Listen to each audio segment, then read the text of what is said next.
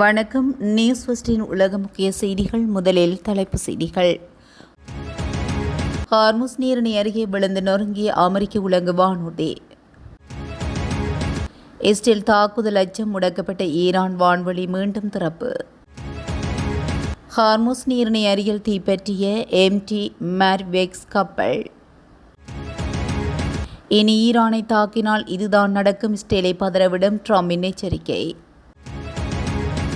இஸ்ரேலிய நிதி அமைச்சர் இங்கு வரக்கூடாது, பிரான்ஸ் தடை. அமெரிக்கா மீது ஈரான் கால்பந்து கூட்டமைப்பு பரபரப்பு குற்றச்சாட்டு.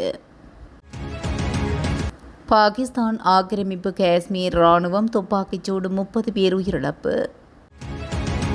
ஜெர்மனியில் இருளில் மூழ்கிய 10,000 வீடுகள் தீ வைப்பு நாச வேலை காரணமா? விசாரணை தீவிரம். இஸ்ரேல் ஈரானிடையே மீண்டும் மோதல். தொடர்பான விரிவான செய்திகள்.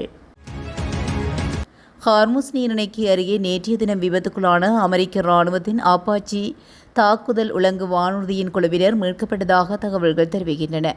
இந்த சம்பவத்துக்கான காரணம் உடனடியாக தெரியவில்லை என்றும் தெரிவிக்கப்பட்டுள்ளது.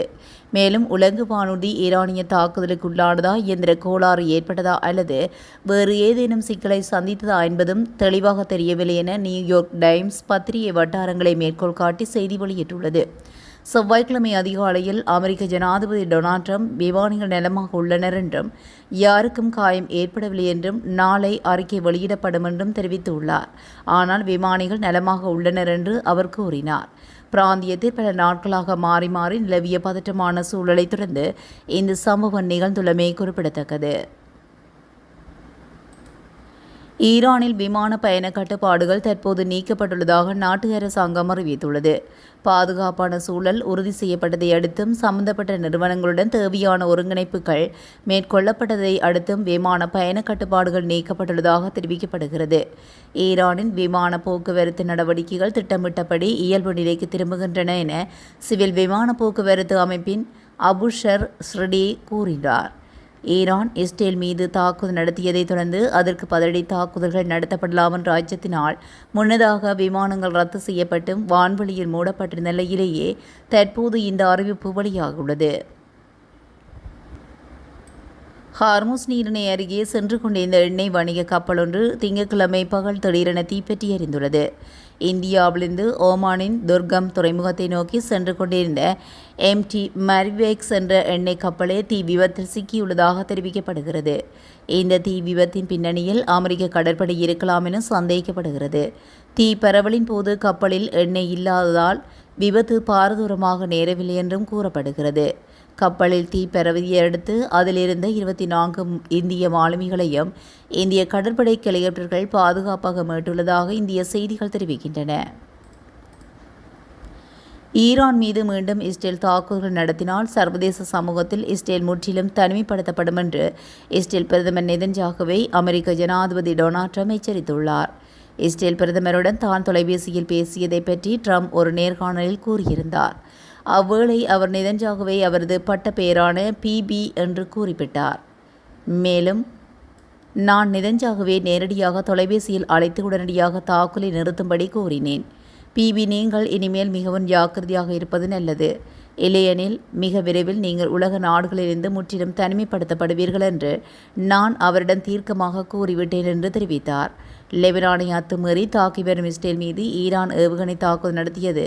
இதற்கு பதிலடியாக ஈரான் மீதும் நேற்று அதிகாலை இஸ்ரேல் தாக்குதல் நடத்தியது. இதனால் ஈரானுடன் அமெரிக்கா நடத்தி வந்த அமைதி பேச்சுவார்த்தை சீர்குலையின் நிலை காணப்பட்டது. முன்னதாகவே ஈரானை தாக்க வேண்டாம் என ட்ரம்ப் தொலைபேசியில் நெதன்யாகுவை அழைத்து எச்சரித்ததாக தகவல் வெளியானது. எனினும் இதனிடையே நேற்றும் பதற்றமான சூழ்நிலை ஏற்பட்டதை அடுத்து இனி இஸ்ரேல் மீது தாக்குதல் நடத்தப்பட மாட்டாது என ஈரான் அறிவித்தது. அதனையடுத்து நெதன்யாகுவை தொலைபேசியில் அழைத்து ட்ரம்ப் எச்சரித்துள்ளார். இஸ்ரேலிய நிதி அமைச்சர் பெசலெல் ஸ்மோட்ரிச்சுக்கு நாட்டுக்குள் நுழைய தடை விதித்துள்ளதாக பிரான்ஸ் அரசு அறிவித்துள்ளது. பிரெஞ்சு வெளியுறவு அமைச்சர் ஜீன் நோயல் பாரோட் இதை தெரிவித்ததுடன் மேலும் 4 குடியேற்ற தலைவர்கள் மற்றும் 21 குடியேறிகளுக்கும் நுழைவு தடை விதிக்கப்படுவதாக மேலும் தெரிவித்துள்ளார். எதிர்வரும் உலகக்கிண்ண கால்பந்து தொடரில் ஈரான் ரசிகர்கள் பங்கேற்பதை தடுக்கும் நோக்கில் தங்களுக்கு வழங்கப்பட்ட டிக்கெட் ஒதுக்கீட்டை அமெரிக்கா ரத்து செய்துள்ளதாக ஈரான் கால்பந்து கூட்டமைப்பு பகிரங்கமாக குற்றம் சாட்டியுள்ளது. இரு நாடுகளுக்கும் இடையே நிலவி வரும் தீவிர ராஜேந்திர போர் மற்றும் அண்மைய இராணுவ மோதல்களின் சூழ்நிலையில் இந்த விவகாரம் பூதாகரமாக வெடித்துள்ளது. மேலும் உலக கிண்ண போட்டிகள் தொடங்க இன்னும் சில நாட்களே உள்ள நிலையில் ஈரான் கூட்டமைப்பு கடுமையான அறிக்கை வெளியிட்டுள்ளது. மேலும் சர்வதேச கால்பந்து சம்மேளனத்தின் விதிகளின்படி ஒவ்வொரு போட்டிக்கும் பங்கேற்கும் நாடுகளின் கூட்டமைப்புக்கும் 8% டிக்கெட்டுகள் ஒதுக்கப்பட வேண்டும். இந்த டிக்கெட்டுகள் அதிகாரப்பூர்வ வழிகள் மூலம் ரசிகர்களுக்கு விநியோகிக்கப்பட வேண்டும்.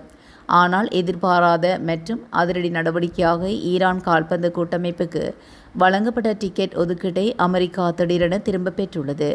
தற்போதைய சூழ்நிலையில் தேசிய அணியின் ரசிகர்களுக்கு ஒரு டிக்கெட்டை கூட வழங்க முடியாத நிலைக்கு எங்கள் கூட்டமைப்பு தள்ளப்பட்டுள்ளது என தெரிவிக்கப்பட்டுள்ளது.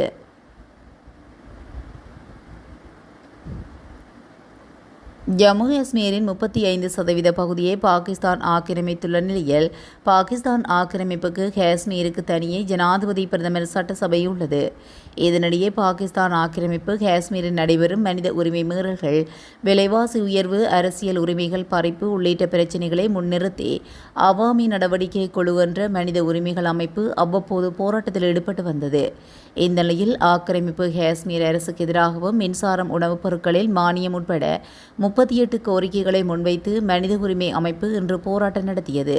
இந்த போராட்டத்தில் ஆயிரக்கணக்கானோர் பங்கேற்றனர். போராட்டத்தில் பங்கேற்றோர் ஆக்கிரமிப்பு காஷ்மீர் நிலவி வரும் மனித உரிமை மீறல்களை கண்டித்து கோஷங்களை எழுப்பினர். அப்போது போராட்டக்காரர்கள் மீது பாகிஸ்தான் ராணுவம் சராமரியாக துப்பாக்கிச்சூடு நடத்திய நிலையிலும் இந்த துப்பாக்கிச்சூட்டில் 30 பேர் உயிரிழந்தனர். மேலும் 200க்கும் மேற்பட்டோர் படுகாயமடைந்தனர். இந்த சம்பவத்தால் ஆக்கிரமிப்பு காஷ்மீரில் பதற்றமான சூழ்நிலை நிலவி வருகிறது. ஜெர்மனியின் முக்கிய நகரில் ஏற்பட்ட மின் தடையால் கிட்டத்தட்ட 10,000 வீடுகள் இருளில் மூழ்கியுள்ளது. ஜெர்மனியில் தெற்கே சுமார் 40 கிலோமீட்டர் தொலைவில் உள்ள ராய்ட்லிங்கன் நகரில் ஏற்பட்ட மின் தடையால் கிட்டத்தட்ட 10,000 வீடுகள் இருளில் மூழ்கியுள்ளது. இந்த மின் தடையால் மருத்துவமனைகள் மற்றும் முதியோர் இல்லங்கள் ஆகியவை கடுமையாக பாதிக்கப்பட்டுள்ளது. அத்துடன் பெருமளவான தொலைபேசி தொடர்புகள் மற்றும் இணைய சேவைகளும் இந்த திடீர் மின் தடை காரணமாக முடங்கியுள்ளது. அதிகாலை 2 மணிக்கு மின் விநியோகம் தடைப்பட்டு இருப்பதை மின்சார விநியோக நிறுவனம் உறுதிப்படுத்தியுள்ளது. மேலும் ஆரம்ப கட்டத்தில் கிட்டத்தட்ட 20,000 குடியிருப்பு பகுதிகளில் மின் தடையானது ஏற்பட்ட நிலையில் அதில் பாதி பேருக்கு மின்சாரம் மீண்டும் வழங்கப்பட்டது. ஆனால் மீதமுள்ள நபர்களுக்கும் எப்போது மின்சாரம் வழங்கப்படும் என்பது குறித்து அதிகாரிகள் இதுவரை எந்த ஒரு பதிலும் வழங்கவில்லை. மேலும் விசாரணையில் மின் விநியோக நிலையத்தில் 3 இடங்களில் தீ வைக்கப்பட்டு இருப்பதும் சுற்றுப்புற வேலியின் பகுதிகள் சேதமடைந்து இருப்பதும் கண்டறியப்பட்டுள்ளது. எனவே இந்த மின் தடையானது திட்டமிடப்பட்ட நாச வேலையாக இருக்கலாம் என்ற சந்தேகத்தின் பேரில் போலீசார் விசாரணையை தொடங்கியுள்ளனர். சந்தேகிக்கப்படும் நாச வேலையினால் கிட்டத்தட்ட பல மில்லியன் யூரோக்கள் பாதிப்பு ஏற்பட்டு இருப்பதாகவும் மதிப்பிடப்பட்டுள்ளது. மத்திய கிழக்கில் கடந்த ஏப்ரல் 8 முதல் அமலில் உள்ள தற்காலிக போர் நிறுத்தத்தை மீறி இஸ்ரேல் மற்றும் ஈரான் நாடுகள் திங்கட்கிழமை மீண்டும் பரஸ்பர ஏவுகணை தாக்குதலில் ஈடுபட்டனர். இந்த திடீர் மோதலால் அப்பிராந்தியத்தில் மீண்டும் முழு அளவிலான போர் வெடிக்கும் அபாயம் ஏற்பட்ட நிலையில் அமெரிக்க அதிபர் டொனால்ட் ட்ரம்பின் தலையீட்டை அடுத்து இருதரப்பும் தாக்குதலை நிறுத்தின. இந்த பரபரப்பான சூழலில் இஸ்ரேலும் ஈரானும் உடனடியாக தாக்குதலை நிறுத்த அமெரிக்க அதிபர் ட்ரம்ப் சமூக ஊடக பதிவில் எச்சரித்தார். மேலும் ஈரான் தாக்குதலை நிறுத்தினால் இஸ்ரேல் தரப்பிலிருந்து மேற்கொண்டு தாக்குதல்கள் இருக்காது என்றும் தற்போதைக்கு தாக்குதலை நிறுத்த இஸ்ரேல் ஒப்புக்கொண்டதாகவும் அமெரிக்கா தரப்பில் ஈரானுக்கு தகவல் தெரிவிக்கப்பட்டது. இதை ஏற்றுக்கொண்ட ஈரான் ராணுவம் இஸ்ரேல் அல்லது அதன் ஆதரவு நாடுகள் மீண்டும் அத்துமீறலில் ஈடுபடாவிட்டால் நாங்கள் தாக்குதலை நிறுத்த தயார் என அறிவித்தது. மேலும் ஈரான் ஆதரவு ஹிஸ்புல்லா அமைப்பினரை குறிவைத்தும் தெற்கு லெபனானில் இஸ்ரேல் தீவிர தாக்குதலை தொடர்ந்து வரும் நிலையில் ஈரானின் மற்றொரு கூட்டாளியான ஏமனின் கவுதி அமைப்பினர்களும் இஸ்ரேல் மீது ஏவுகணை தாக்குதல் நடத்தியுள்ளனர். மேலும் செங்கடல் பகுதியில் இஸ்ரேலுடன் தொடர்புடைய வணிக கப்பல்களை மீண்டும் இலக்கு வைக்கப் போவதாக கவுதி அமைப்பினர் எச்சரித்துள்ளதனால் பதற்றம் அதிகரித்துள்ளது. அமெரிக்க அதிபர் ட்ரம்ப், இஸ்ரேல் பிரதமர் பெஞ்சமின் நெதன்யாகு ஆகிய இருவருக்கும் இடையே உள்நாட்டு அரசியல் காரணங்களால் சில கருத்து வேறுபாடுகள் நிலவி வரும் சூழலில் இத்தற்காலிக போர் நிறுத்தத்தை நிரந்தரமாக்கும் உலக நாடுகளின் அமைதி முயற்சிகளில் இழுபறி நீடிக்கின்றது என தெரிவிக்கப்பட்டுள்ளது. செங்கடலில் இஸ்ரேலுக்கு செக் வைத்த கவுதி. செங்கடலில் இஸ்ரேலின் கடல் போக்குவரத்துக்கு தடை விதித்து உள்ளதுடன் இஸ்ரேல் மீது ஏவுகணை தாக்குதல் நடத்தப்போவதாக ஈரான் ஆதரவு பெற்ற ஏமனின் கவுதி அமைப்பு தெரிவித்துள்ளது. செங்கடலின் முக்கிய நுழைவாயிலான பாபெல் மந்தாப் நீரிணையை இஸ்ரேலிய கப்பல் போக்குவரத்துக்கு மூடுவதாக அவர்கள் அறிவித்துள்ளனர். செங்கடலில் இஸ்ரேலிய கடல்வழி போக்குவரத்துக்கு முழுமையான மற்றும் மொத்த தடையை நாங்கள் அறிவிக்கின்றோம் என்றும் கவுதிகளின் ஆயுதப்படைகள் வெளியிட்ட அறிக்கையில் கூறப்பட்டுள்ளது. மேலும் அந்த அறிக்கை வெளியிடப்பட்ட தருணத்திலிருந்து செங்கடல் பகுதியில் இஸ்ரேல் நாட்டின் கப்பல்கள், இஸ்ரேலுடன் தொடர்புடைய வணிக கப்பல்கள் இயக்கங்கள் அனைத்தும் தங்களுடைய இராணுவ இலக்குகளாக கருதப்படும் என்றும் கவுதி அமைப்பு தெரிவித்துள்ளது. கவுதி அமைப்பின் இந்த தடையால் இஸ்ரேலின் சரக்கு கப்பல்கள் தெற்கு ஆப்பிரிக்காவின் முனையை சுற்றி நீண்ட தூரம் மாற்றுப்பாதையை செல்ல வேண்டிய கட்டாயம் ஏற்பட்டுள்ளது. ஏற்கனவே ஈரான் அரசால் கார்முஸ் நீரிணை மூடப்பட்ட நிலையில் இந்த அறிவிப்பு வெளியாகியுள்ளது. இந்த அறிவிப்பை வெளியிடுவதற்கு முன்பு இஸ்ரேலின் முக்கிய இலக்குகளை குறிவைத்து ஏவுகணை தாக்குதல் நடத்தியதாகவும் கவுதி அமைப்பு தெரிவித்துள்ளது.